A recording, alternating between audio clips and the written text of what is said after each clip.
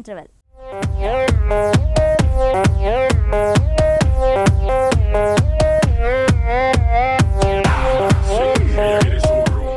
మన second movie వచ్చేసి ice cream. And ఐస్ క్రీమ్లో నవదీప్ గారు, తేజస్విని గారు అంటే ఫస్ట్ టైం తేజస్విని గారు హీరోయిన్గా ఇంట్రడ్యూస్ అయ్యారు మూవీకి. సో ఈ మూవీ స్టోరీ ఏంటి అసలు, దేన్ని బేస్ చేసుకొని అలా చేశారు స్టోరీ? ఇంతసేపు దృశ్యం గురించి ఒక అద్భుతంగా నిజంగా ఒక మంచి సినిమా గురించి మాట్లాడుకున్నామన్న ఆనందంలో ఉంటే క్షణంలో మళ్ళీ ఐస్ క్రీమ్ తీసుకొచ్చారు. But ice cream Ram Gopal వర్మకి ఈ మధ్య ఏమవుతుందో తెలియదు కానీ యాక్చువల్గా సినిమా కోసం టెక్నాలజీని వాడుకుంటే బాగుంటుంది తప్ప టెక్నాలజీ వచ్చింది కదా అని చెప్పేసి ఆ టెక్నాలజీ యూజ్ చేయడానికే సినిమా తీస్తే రిజల్ట్ ఇలాగే ఉంటుంది. అయితే సినిమా కథ ఏంటో నిజంగా ఒకసారి చూసిన వాళ్ళకి ఎవరికి అర్థం కాకపోవచ్చు. ఒక చిన్న డిజార్డర్ ఉన్న ఒక అమ్మాయి ఒంటరిగా ఇంట్లో ఉంటే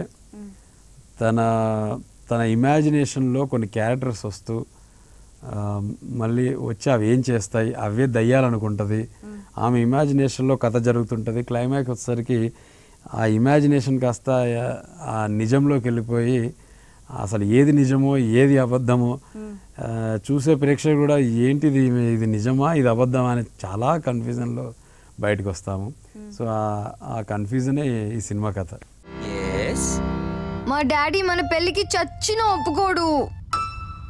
చచ్చాక ఒప్పుకోవడం ఏంటి, బ్రతికున్నప్పుడే ఒప్పించాలి. నీ కుళ్ళు జోకు లాపుతావా? హే, ఈ టైంలో ఇంకెవరన్నా ఎక్స్పెక్ట్ చేస్తున్నావా? 1 గంటకి ఎవరిని ఎక్స్పెక్ట్ చేస్తాను?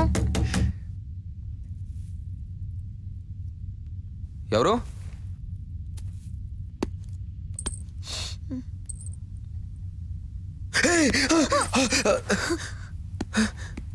ఎవరు లేరు. అసలు బుద్ధి లేదు విశాల్ నీకు.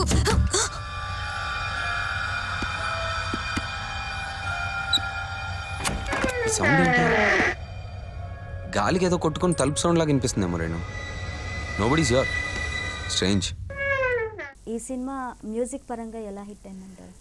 ఇలా మెయిన్ సౌండింగ్, ఈ ఫ్లో సౌండ్ అని చెప్పేసి కొత్తగా ఇంట్రడ్యూస్ చేశారు technology. Flow cam and flow sound కదా. డెఫినెట్గా సినిమాకు సౌండింగే మెయిన్ ఇంపార్టెంట్ ఇలాంటి హర్రర్ థ్రిల్లర్ సినిమాకు. సో ఆ సౌండింగ్ వల్లనే జనాలు అంతో ఇంత భయపడ్డారని చెప్పొచ్చు. సో ఆ సౌండింగ్ విషయంలో ఒకటే ఒక సాంగ్ ఉంటుంది, అది కూడా చిన్న క్లైమాక్స్లో వచ్చే చిన్న బిట్ సాంగ్. అది ఎక్కడ సాంగ్ రాదు, చిన్న టేప్ రికార్డ్ ఆన్ చేస్తే వచ్చే సాంగ్. అది ప్రమోషనల్ సాంగ్గా యూజ్ చేశారు. సో సౌండింగ్, బ్యాక్గ్రౌండ్ మ్యూజిక్ తన ప్రద్యోత్నాని. సో తను 100% ఆ కథకు తగ్గ న్యాయం చేశాడని చెప్పొచ్చు.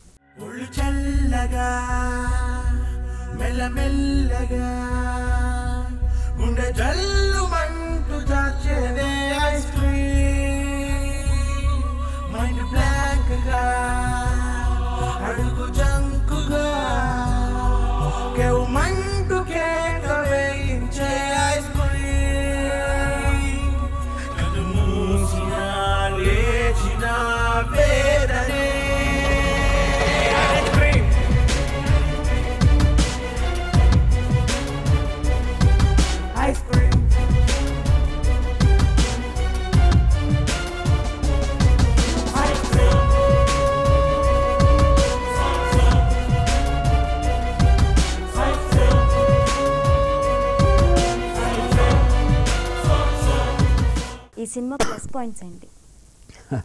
ప్లస్ పాయింట్స్ నేను యాక్చువల్గా రివ్యూ చెప్పాలనుకున్నప్పటి నుంచి వెతుకుతున్నాను. బట్ ఒకటే అండి, technology, flow cam and flow sound system అని ఇంట్రడ్యూస్ చేశాడు. డెఫినెట్గా అది ప్లస్ పాయింటే. చాలా అంటే మనకు ఒక చిన్న కెమెరాతో ఆ కొత్త టెక్నాలజీని ఇంట్రడ్యూస్ చేయడం, ఆ సౌండింగ్ కానీ చాలా బాగుంది. ఆ flow cam and flow sound system తప్ప సినిమాలో ఆ అమ్మాయి తేజస్వి అంటే రామ్ గోపాల్ వర్మ అంటారుగా చారణ చెప్తే బారణ చేసే లెవెల్లో చేసింది. ఎంతసేపు తన ఫిజిక్ను చూపించడానికే చూపించారు తప్ప అదేం ఇంకా ఓన్లీ ఆ టెక్నాలజీ అదొకటే హైలైట్ చేసింది చెప్పచ్చు. అండ్ ఈ సినిమా మైనస్ పాయింట్స్ ఏంటి? ఇక మైనస్ పాయింట్స్ విషయానికి వస్తే మెయిన్ స్టోరీయే. అసలు ఏం చెప్పదలుచుకున్నాడో రామ్ గోపాల్ వర్మ గారికైనా మరి తెలుసో లేదో నాకు తెలియదు. బట్ క్లైమాక్స్లో ఏదో ఇన్ని యథార్థంగా జరిగిన కథ అని చెప్పేసి టైటిల్స్ వేసి చెప్తాడు. కానీ యథార్థంగా అసలు ఏం జరిగిందనేది నిజంగా క్లారిటీ లేదు అస్సలు. దయ్యాలు ఉన్నాయంటాడు, ఆ అమ్మాయి ఇమాజినేషన్లో ఉన్నాయంటాడు. మరి క్లైమాక్స్ వచ్చేసరి హీరో ఇమాజినేషన్లో దయ్యాలు కనబడుతున్నాయి, అతను వచ్చేసి ఇక్కడ దయ్యం ఉంది, ఇక్కడ దయ్యం ఉంది అంటాడు. మరి ఇతనికి అసలు ఇతని ఇమాజిన్ చేసుకుంటుండా, దయ్యం ఆ అమ్మాయి ఇమాజినేషన్ చేసుకుంటుందా, అసలు ప్రేక్షకులకు అలా చూపిస్తున్నాడా అనేది చాలా కన్ఫ్యూజ్లో చూపించాడు. సో సినిమానే మైనస్ అని చెప్పొచ్చు. కాకపోతే కాస్ట్ ఫెయిల్యూర్ మాత్రం చేయలేదు తను.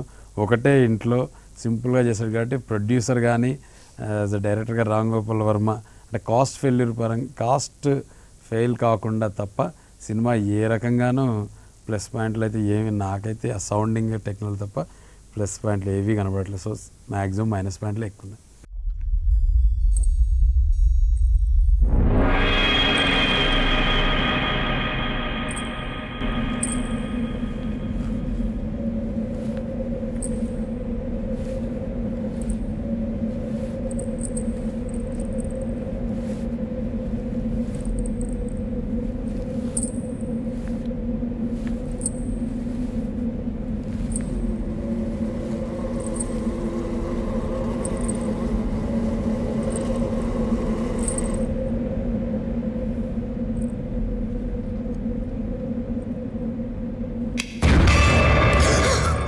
తేజస్విని ఫస్ట్ హీరోయిన్గా యాక్ట్ చేశారు.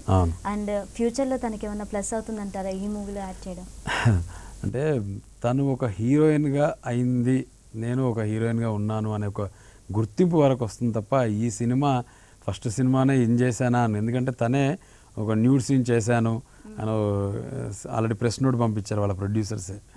కానీ అది అసలు ఆ న్యూడ్ సీన్ కానీ అంటే ప్రేక్షకుల్ని మోసం చేయడానికి అలాంటి అంటే పబ్లిసిటీ స్టంట్స్ తప్ప అక్కడ అంత సీన్ కూడా ఏం లేదు. సో తను గ్లామర్ పరంగా తను ఏ క్యారెక్టర్ అయినా చేయగలను అని చెప్పడానికి వరకు ఈ సినిమా స్పెషల్గా చెప్పాలంటే ఒక రిజ్యూమ్ లాగా ఈ సినిమా తనకు డెఫినెట్గా యూజ్ అవుతుంది తప్ప ఈ సినిమాతో తనకి ఏమీ వర్కౌట్ కాదు. అండ్ ఫైనల్గా ఈ మూవీ ఫైనల్ వర్డిక్ట్ ఏంటి? ఈ సినిమా నిజంగా అంటే పబ్లిసిటీ ట్రిక్స్ వల్ల డెఫినెట్గా ఓపెనింగ్స్ ఐ థింక్ ఓపెనింగ్స్ వరకు వస్తాయి సినిమా. బట్ జనాలు మాత్రం చూడమని చెప్తే నన్ను కొడతారేమో. బట్ రామ్ గోపాల్ వర్మ మీద అభిమానం ఉన్న వాళ్ళు మాత్రం ఆయన మీద అభిమానంతో ఎలాంటి సినిమా అయినా చూడక తప్పదు కాబట్టి చూడాలి తప్ప కామన్ మ్యాన్ నేను చూడమంటే మాత్రం డెఫినెట్గా నన్ను ఐస్ క్రీమ్తోనే కొడతారు. Thank you so much sir, ఈ రెండు మూవీ రివ్యూస్ మాకు అందించినందుకు thank you so much. Thank you.